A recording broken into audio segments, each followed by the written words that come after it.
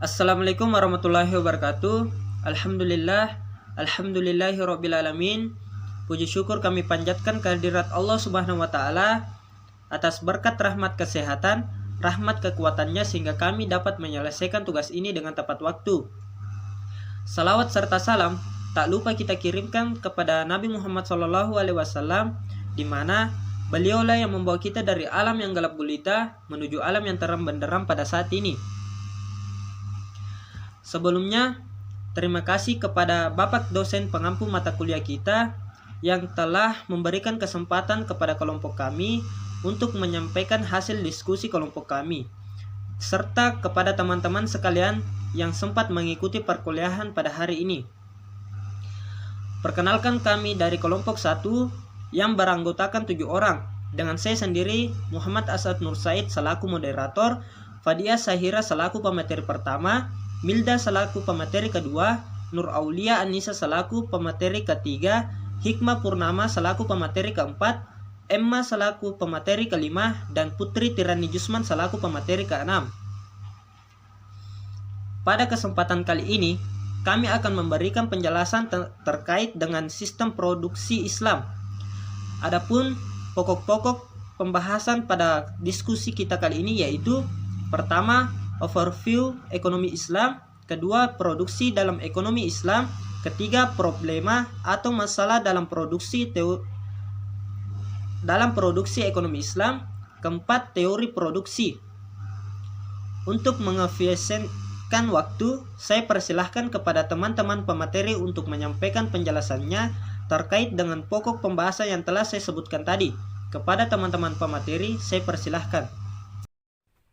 Baik, saya selaku pemateri pertama akan membahas mengenai overview ekonomi Islam. Yang pertama yaitu pengertian ekonomi Islam. Ekonomi Islam adalah sebuah sistem ilmu pengetahuan yang membahas atau memberi penjelasan mendalam tentang masalah perekonomian, sama seperti konsep ekonomi konvensional lainnya. Hanya saja, dalam sistem ekonomi ini, nilai-nilai Islam menjadi landasan utama dan dasar dalam setiap aktivitasnya. Definisi ekonomi Islam yang lebih lengkap harus mengakomodasikan sejumlah persyaratan, yaitu karakteristik dari pandangan hidup Islam. Syarat utamanya adalah memasukkan nilai-nilai syariah dalam ilmu ekonomi. Ilmu ekonomi Islam adalah ilmu ekonomi yang tentu saja tidak bebas dari nilai-nilai moral. Nilai-nilai moral merupakan aspek yang normatif yang harus dimasukkan dalam analisis fenomena ekonomi, serta dalam pengambilan keputusan yang dibingkai syariah. Yang kedua yaitu tujuan ekonomi Islam. Tujuan ekonomi Islam tidak bisa lepas dari tujuan penciptaan manusia di muka bumi. Ini karena kegiatan berekonomi tidak bisa dipisahkan dari aktivitas manusia di muka bumi. Inilah mengapa Islam juga mengatur segala sesuatunya yang berkaitan dengan aktivitas manusia dalam berekonomi. Islam menghendaki bahwa setiap aktivitas manusia tidak hanya bernilai duniawi atau material semata, tetapi seharusnya bernilai spiritual, dalam arti harus terdapat kesesuaian dengan tujuan dan nilai-nilai Islam. Tujuan dan nilai-nilai Islam itu adalah yang pertama, kesejahteraan Islam dengan berpegang kepada norma moral; yang kedua, persaudaraan dan keadilan; yang ketiga, kesetaraan distribusi pendapatan; dan yang keempat yaitu kebebasan individu dalam konteks kesejahteraan sosial. Dan yang ketiga yaitu urgensi ekonomi Islam. Urgensi ekonomi Islam tidak hanya diawali dari adanya krisis ekonomi global yang tengah dialami oleh berbagai negara, tidak juga hanya berdasar pada adanya peluang dan prospek besar dari sisi bisnis dari ekonomi Islam itu sendiri, tapi ini menyentuh landasan yang paling mendasar mengapa kita harus mengembangkan dan menerapkan ekonomi Islam dalam kehidupan perekonomian kita. Menurut Mujahid tahun 2009, pembahasan mengenai urgensi dan pentingnya ekonomi Islam untuk diterapkan dalam kehidupan pribadi maupun masyarakat muslim khususnya dan seluruh manusia pada umumnya bisa didekati dari dua sudut pandang. Dalam ekonomi Islam, ada 4 nilai utama yang menjadi sifat ekonomi Islam, yaitu Rabbaniyah atau ketuhanan, akhlak, kemanusiaan, dan pertengahan. Nilai-nilai ini menggambarkan kekhasan dan keunikan yang utama. Bahkan dalam kenyataannya, merupakan kekasan yang bersifat penyeluruh dan tampak jelas pada segala sesuatu yang berlandaskan ajaran Islam. Itulah tadi yang sempat saya sampaikan. Pembahasan selanjutnya akan dibawakan oleh pemateri kedua. Yang kedua adalah produksi dalam ekonomi Islam. Sebelum lanjut, kita harus terlebih dahulu tahu apa sih yang dimaksud dengan produksi. Jadi, produksi adalah suatu proses menciptakan suatu karya, entah itu dari barang mentah menjadi barang setengah jadi atau barang mentah menjadi barang jadi sekalian. Hal ini guna memberikan nilai tambah dan tentunya digunakan untuk mencari keuntungan laba terhadap apa yang telah diciptakan tersebut. Yang kedua adalah produksi dalam ekonomi Islam. Bagaimana sih ekonomi Islam memandang produksi itu sendiri, atau bagaimana Islam memandang kegiatan produksi itu sendiri? Jadi dalam kegiatan produksi dalam perspektif ekonomi Islam, yaitu kegiatan yang berkaitan dengan kegiatan manusia yang eksistensinya dalam aktivitas ekonomi, atau kegiatan yang berkaitan dengan kegiatan ekonomi masyarakat pada umumnya. Produksi sama halnya menciptakan kekayaan dengan pemanfaatan sumber daya alam oleh manusia. Hal ini berproduksi lazim dan diartikan menciptakan nilai barang atau menambah nilai pada barang tersebut, sehingga barang tersebut nantinya akan memberikan keuntungan, akan memberikan timbal balik yang baik pada masyarakat itu sendiri.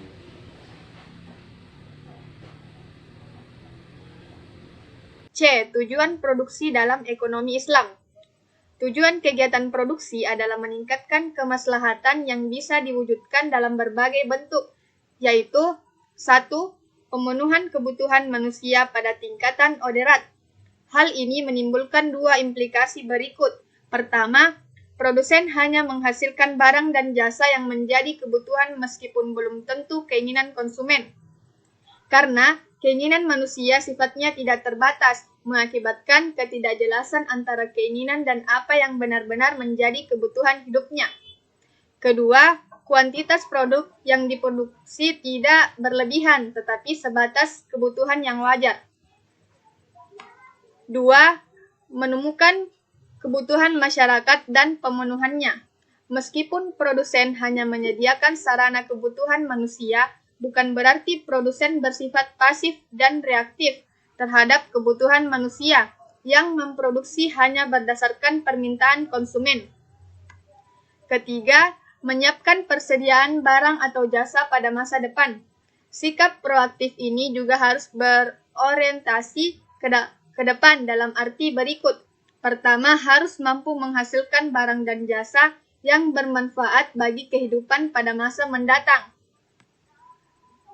Kedua, menyadari bahwa sumber daya ekonomi tidak hanya diperuntukkan bagi manusia yang hidup sekarang.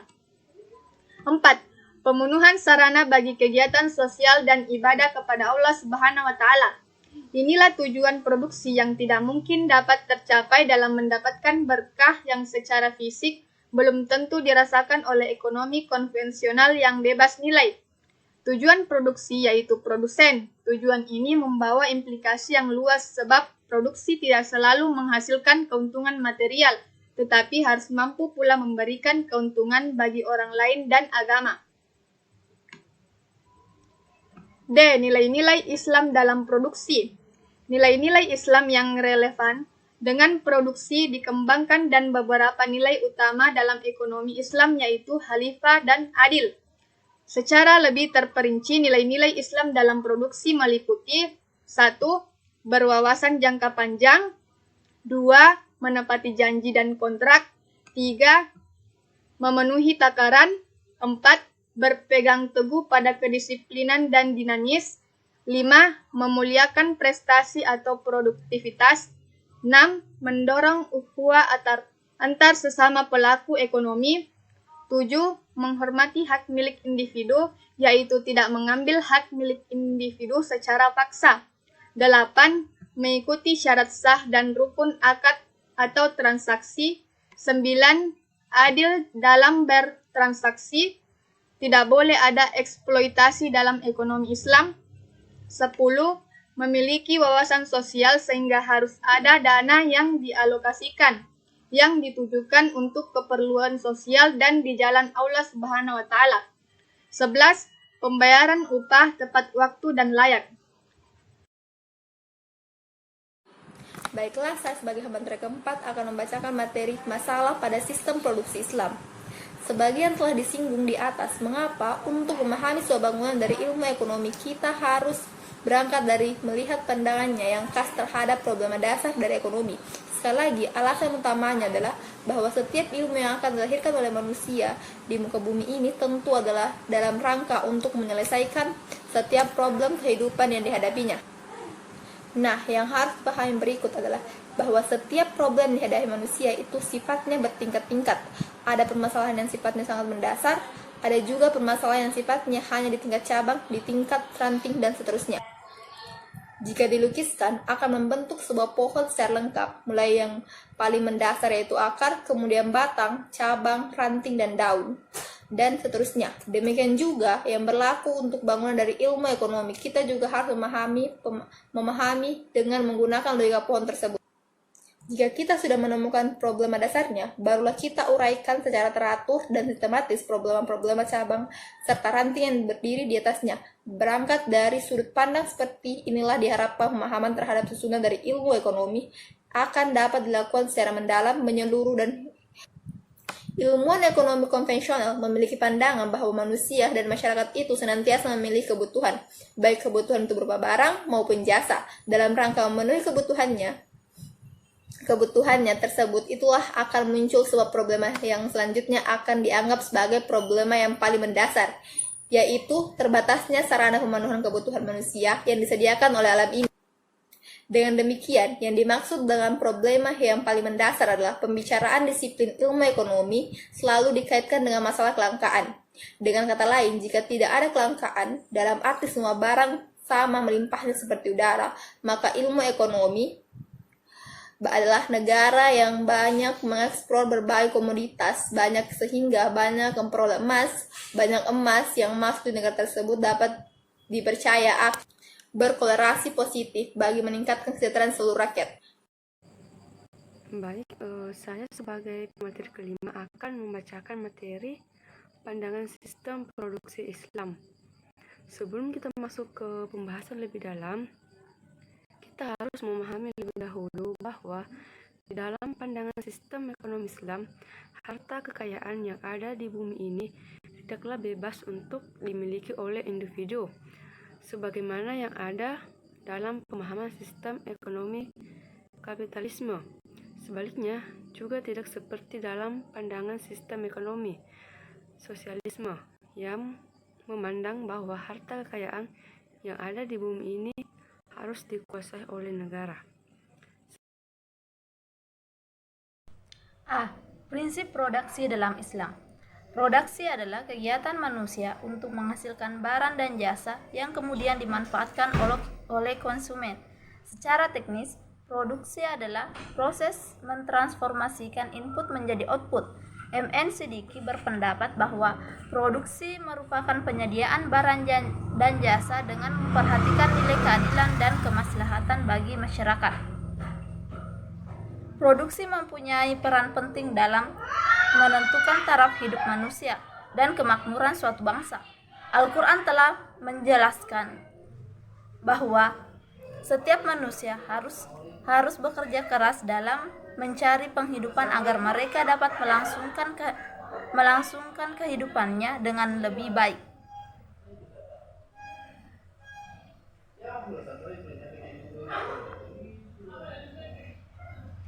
B. Faktor-faktor produksi.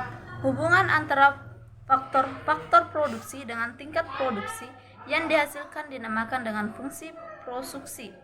Faktor produksi dapat dibedakan ke dalam 4 golongan, yaitu tanah, tenaga, kerja, modal, dan keahlian.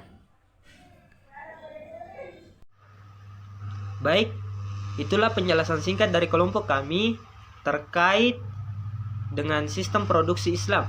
Jika ada kalimat atau penjelasan dari kelompok kami yang kurang jelas, mohon dimaafkan. Dipersilahkan kepada teman-teman untuk memberi kritik dan juga saran Atas perhatian teman-teman, kami ucapkan terima kasih.